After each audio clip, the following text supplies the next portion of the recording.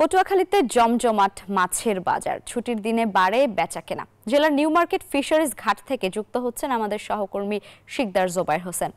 জোবায়ের, পটুয়াখালীতে মাছের সরবরাহ কেমন দেখছেন, মাছের বাজার কতটা জমজমাট সেটা একটু জানতে চাইছি।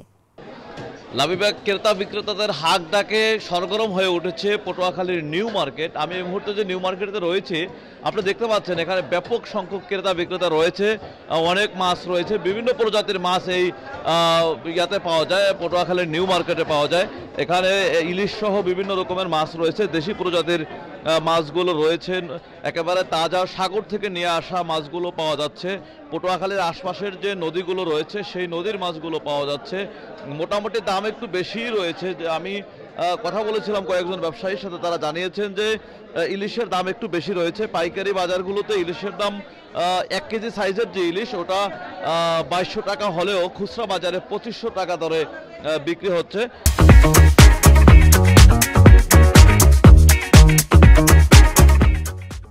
বাজারে কিন্তু আমরা বিভিন্ন মাছের পাশাপাশি শাপলা পাতা মাছও দেখতে পাচ্ছি। দেখতে পাচ্ছেন যে আমার সামনে একটি শাপলা পাতা মাছ রয়েছে। এটাও অনেক বড় সাইজের একটি মাছ, প্রায় 30 কেজি ওজন হবে এই শাপলা পাতা মাছের। এছাড়াও বিভিন্ন প্রজাতির মাছ কিন্তু রয়েছে। পটুয়াখালী জেলা কিন্তু মাছের জন্য বিখ্যাত একটি জেলা। এখানের আগুনমখা নদী এবং রামনাবাদ নদী সহ যে বঙ্গোপসাগর রয়েছে, বঙ্গোপসাগরে বিভিন্ন রকমের মাছ পাওয়া যায়। এই এলাকার বেশিরভাগ মানুষ মৎস্য পেশার উপরে নির্ভরশীল। সকালে সাগর এবং নদীগুলোতে কিন্তু মাছ শিকার করতে চলে যান জেলেরা এবং মাছ শিকার করে বাজারগুলোতে নিয়ে আসেন।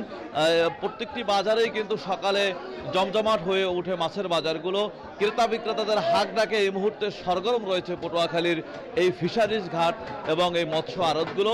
আড়তদাররা এখান থেকে দেশের বিভিন্ন জায়গায় কিন্তু মাছ পাঠায়, বিভিন্ন এলাকার পাইকাররা এসে এখান থেকে মাছ কিনে নিয়ে যায়। এতটুকু ছিল পটুয়াখালীর নিউ মার্কেট থেকে আমার কাছের এই মুহূর্তের সবশেষ।